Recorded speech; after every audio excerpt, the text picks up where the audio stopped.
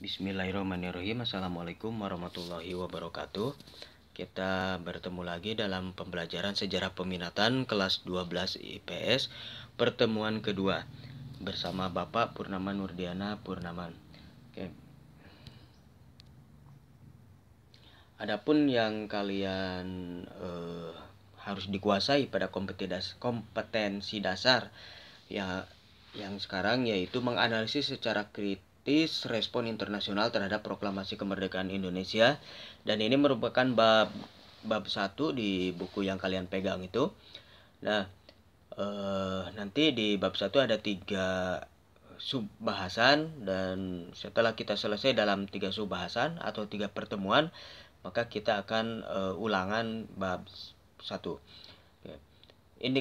Adapun indikator yang kalian harus pahami di sini, harus kuasai. Yang pertama, menyimpulkan peranan PBB dalam menyelesaikan sengketa Indonesia Belanda. Kemudian yang kedua, nanti ini di pertemuan ketiga, itu menghubungkan posisi KMB dalam proses pengakuan kedaulatan oleh Belanda.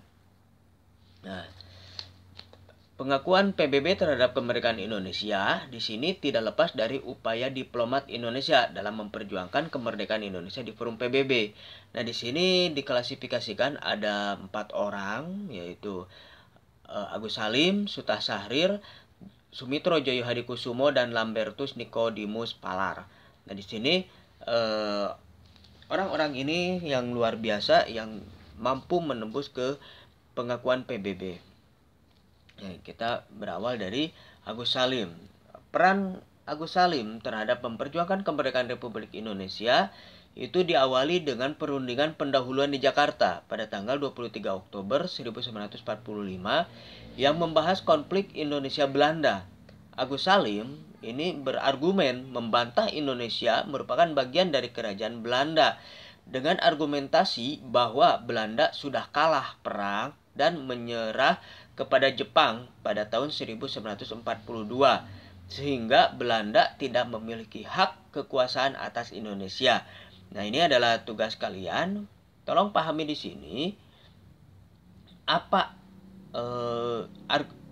inti argumentasi dari Agus Salim bahwa Belanda sudah kalah perang dan menyerah kepada Jepang pada tahun 1942, sehingga Belanda tidak memiliki hak kekuasaan atas Indonesia. Kemudian yang kedua, pada April 1947, Agus Salim diberi kepercayaan memimpin diplomasi di sejumlah negara-negara Islam dengan menggalang dukungan negara Timur Tengah. Nah, di sini luar biasanya Agus Salim itu dalam mencari dukungan ke berbagai negara, terutama di negara Timur Tengah. Apalagi beliau itu memiliki penguasaan bahasa, berbagai bahasa di sini. Makanya kalian di sini diusahakan untuk memiliki beberapa bahasa internasional, supaya kalau kalian mau jadi diplomat nanti dengan orang lain, itu kalian bisa dengan mudah untuk bernegosiasi.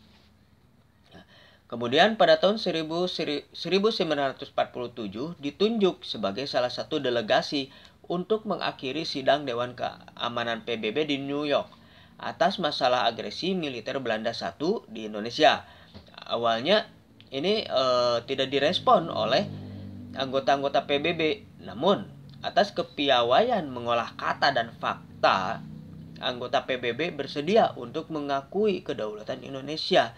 Nah, di sini dalam kehidupan sehari-hari mungkin kalian harus mampu menarik orang lain bahwa ini sebuah masalah yang harus dipecahkan, gitu ya. Ini kalau kita mengacu bercermin dari sikap Agus Salim tersebut. Kemudian yang keempat, nah di sini keberhasilan Agus Salim tidak lepas dari jiwa pemimpinnya, yaitu ia tidak memberi solusi pemecahan masalah secara instan, tetapi mengajak berpikir dan mencari jalannya sendiri sesuai waktu dan tempatnya.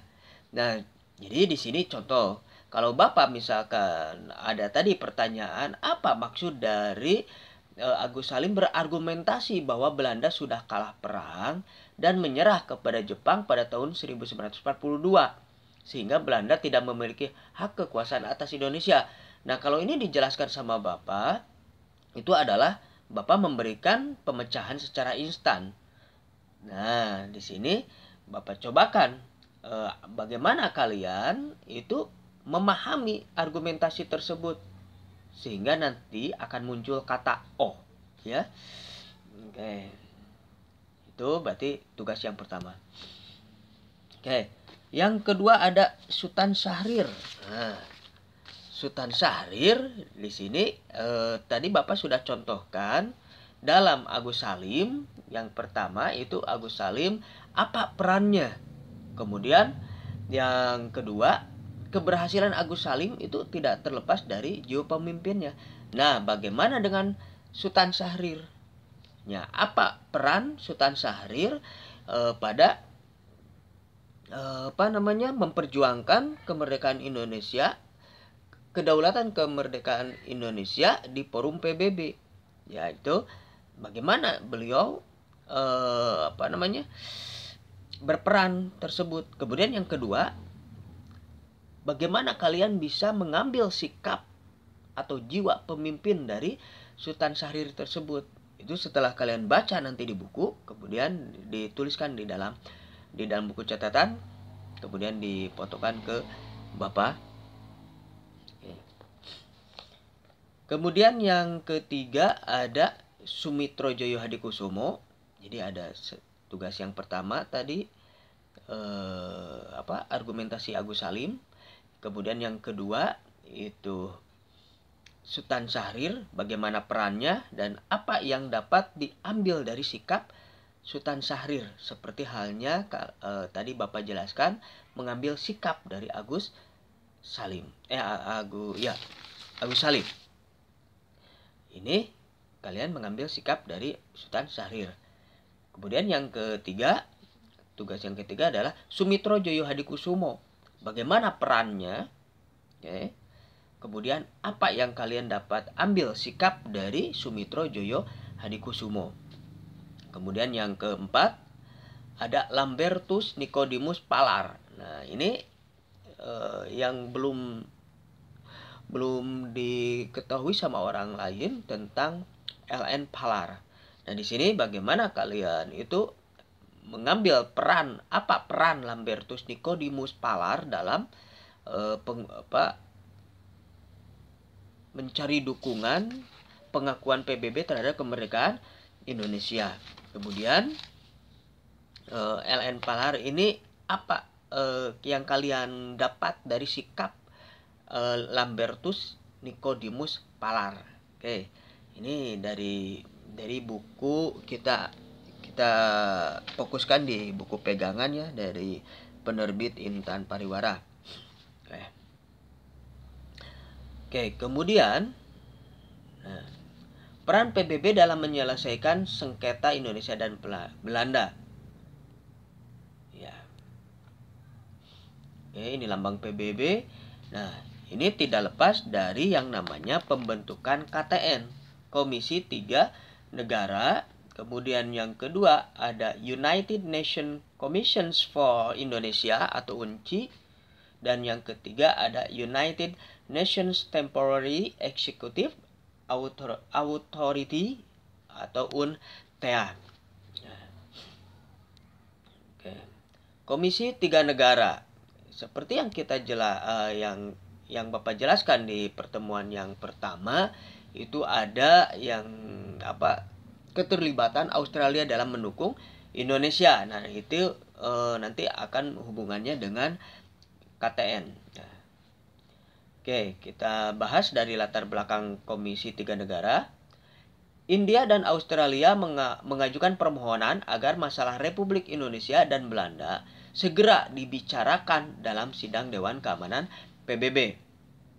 Kemudian usulan tersebut diterima dan kemudian masalah tersebut dimasukkan ke dalam sidang Dewan Keamanan PBB. Kemudian PBB menyerukan Indonesia dan Belanda untuk melakukan gencatan senjata dan mencari penyelesaian masalah secara damai. Nah, waktu gencatan senjata diawasi oleh komisi konsuler yang diketuai oleh Konsul Jenderal Amerika, atas usul Amerika Serikat, Dewan Keamanan PBB membentuk Komisi 3 Negara. Oke. Lanjut. Nah, ini anggota dari KTN, Komisi 3 Negara. Yang pertama, Indonesia memilih Australia, ya. Yang dipilih oleh Indonesia, dan Australia diwakili oleh Richard C. Kirby. Oke. Kemudian ada Belgia itu dipilih oleh Belanda yang diwakili oleh Paul van Gils. Kemudian Amerika Serikat atas tunjukan Belgia dan Australia pihak yang netral yang diwakili oleh Dr. Frank Graham. Nah, kalau di sosiologi ini konsepnya adalah apa? Apakah adjudikasi, apakah mediasi, apakah arbitrasi. Nah, itu. Jadi di mana Amerika itu sebagai penengah tetapi netral. Jadi keputusan ada di kedua belah pihak. Itu Australia dan Indonesia dan Belanda, maaf.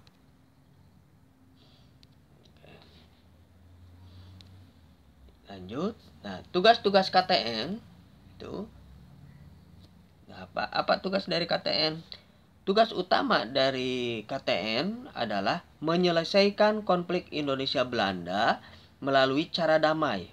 Ya, oke. Yaitu tugas KTN adalah menyelesaikan konflik Indonesia Belanda melalui cara-cara damai. Oke. Dan ini PBB mulai di sini proaktif terhadap permasalahan Indonesia. KTN dibentuk setelah adanya agresi militer Belanda 1. Ya, setelah agresi militer Belanda 1, kemudian diajukan oleh Australia dan India. Itu dibentuklah KTN sehingga nanti disepakati oleh Indonesia dan Belanda. Nah, setelah pembentukan KTN, ternyata kesepakatan dari KTN tersebut diwarnai sama PBB itu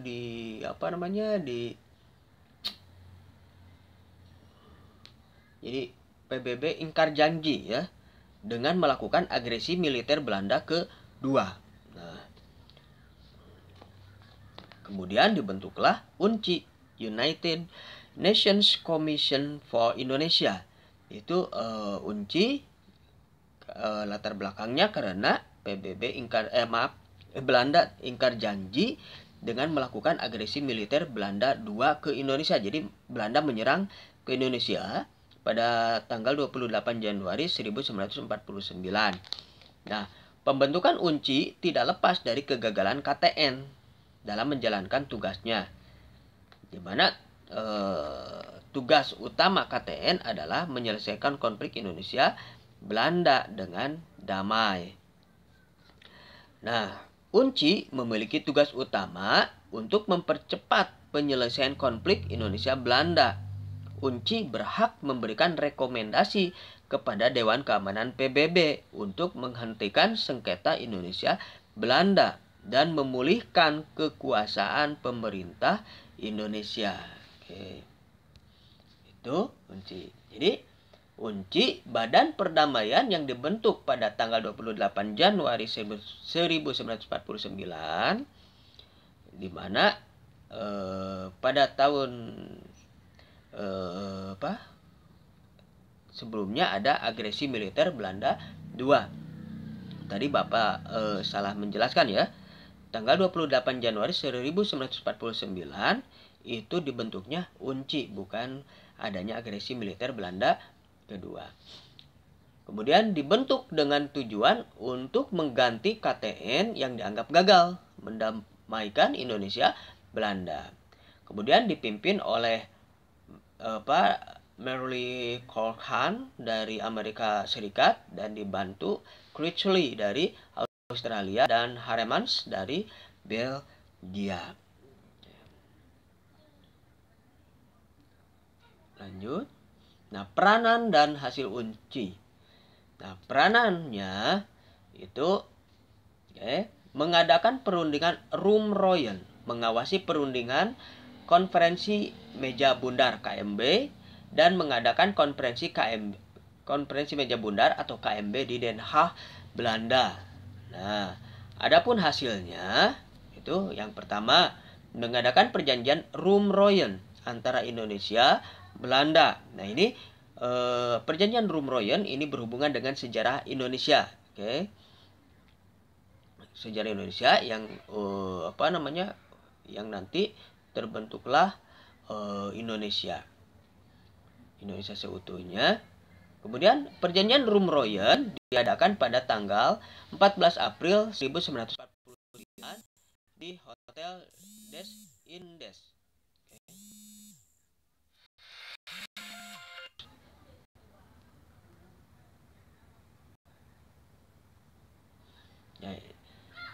Hotel Des Indes, Jakarta. Dalam perundingan Room Royen, masing-masing pihak mengajukan statement. Masing-masing melakukan pihak statement. KMB, Konferensi Meja Bundar, berlangsung pada tanggal 2 November 1949.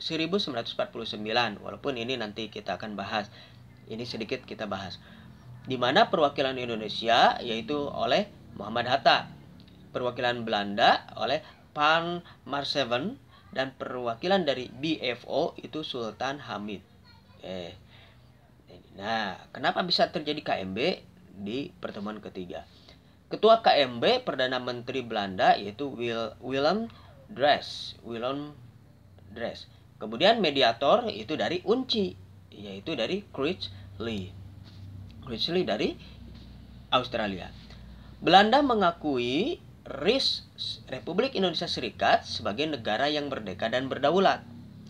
Pengakuan kedaulatan selambat-lambatnya pada tanggal 30 Desember 1949. Mengenai Irian Barat, penyelesaiannya ditunda 1 tahun setelah pengakuan kedaulatan. Antara Republik Indonesia Serikat dan Kerajaan Belanda akan diadakan hubungan Uni Indonesia Belanda yang akan dikepalai Ratu Belanda. Ries kembali mengembalikan hak milik Belanda, memberikan konsesi dan izin baru perusahaan. Semua hutang bekas Hindia Belanda harus dibayar oleh Ries. Kapal-kapal perang Belanda dan akan ditarik dari Indonesia dengan catatan beberapa korvet akan diserahkan kepada Ries. Tentara kerajaan Belanda segera ditarik mundur, sedangkan tentara kerajaan Hindia Belanda atau KNIL akan dibubarkan dengan catatan bahwa anggotanya yang diperlukan. Nah, ini akan berpengaruh terhadap perkembangan politik di Indonesia. Nah, ini berhubungan di sejarah Indonesia. Di sejarah Indonesia, kalau sejarah peminatan nanti akan berhubungan ke yang lebih ke yang luar negeri. Nah, kalau sejarah Indonesia itu akan berhubungan tentang kondisi politik Indonesia. Nah, ini kalian juga harus paham sejarah Indonesia. Kalau sudah paham sejarah Indonesia, ketika politik global, maka di Indonesia akan berpengaruh terhadap Indonesia. Kemudian ada UNTEA, United Nations Temporary Executive Authority. UNTEA, di mana latar belakangnya UNTEA itu ada Badan Pelaksana Sementara PBB yang berada di bawah kekuasaan Sekjen PBB. Dikepalai oleh seorang yang diangkat oleh Sekjen PBB dengan persetujuan antara Indonesia dan Belanda. Dibentuk karena terjadinya konflik antara Indonesia dan Belanda dalam permasalahan status Irian Barat. Kalau UNTEA tentang status Irian Barat yang nantinya akan berhubungan dengan KMB. Nah, tugas dan hasil UNTEA. Tugas UNTEA itu Pertama, menerima penyerahan wilayah Irian Barat dari pihak Belanda. Yang kedua, menyelenggarakan pemerintahan yang stabil di Irian Barat selama suatu masa tertentu. Yang ketiga, menyerahkan pemerintahan atas Irian Barat kepada Republik Indonesia. Nah, makanya di sini dapat terlihat bahwa yang Papua atau Irian Barat, dulu Irian Barat sekarang Papua, itu termasuk ke Republik Indonesia. Sudah jelas di sini. Nah, hasil UNTEA berhasil mengembalikan Irian Barat kepada Indonesia. Nanti setelah KMB, pemerintah Republik Indonesia menerima pemerintahan di Irian Barat dari UNTEA. Oke, nah ini peran PBB dalam memperjuangkan kemerdekaan Indonesia. Yang pertama itu tidak lepas diawali oleh 4 orang ini ya. Kita ambil 4 orang diplomat yang luar biasa ini. Kemudian baru PBB berperan dalam pengakuan kedaulatan Republik Indonesia, diawali dengan adanya KTT, Komisi 3 Negara. Kemudian nanti ada kegagalan, dilanjut dengan UNCI, dan nanti dilanjut dengan UNTEA. Oke, sekian pertemuan kedua. Nanti kita bertemu dalam pertemuan ketiga membahas KMB yang tidak lepas dari peran PBB yang pertemuan kedua ini. Jadi kalian pahami dan mari kita diskusikan. Semoga pertemuan yang kedua ini mendapatkan keberkahan dari Allah Subhanahu wa taala, keberkahan ilmu, sehingga dengan adanya keberkahan tersebut terus kita akan menambah ilmu yang lebih banyak lagi, baik Bapak maupun kalian. Dan semoga ini dimudahkan dalam memahami pembelajaran saat ini sehingga kalian lebih lebih bijaksana lagi dalam kehidupan kalian. Wabillahi taufiq wal hidayah. Wassalamualaikum warahmatullahi wabarakatuh.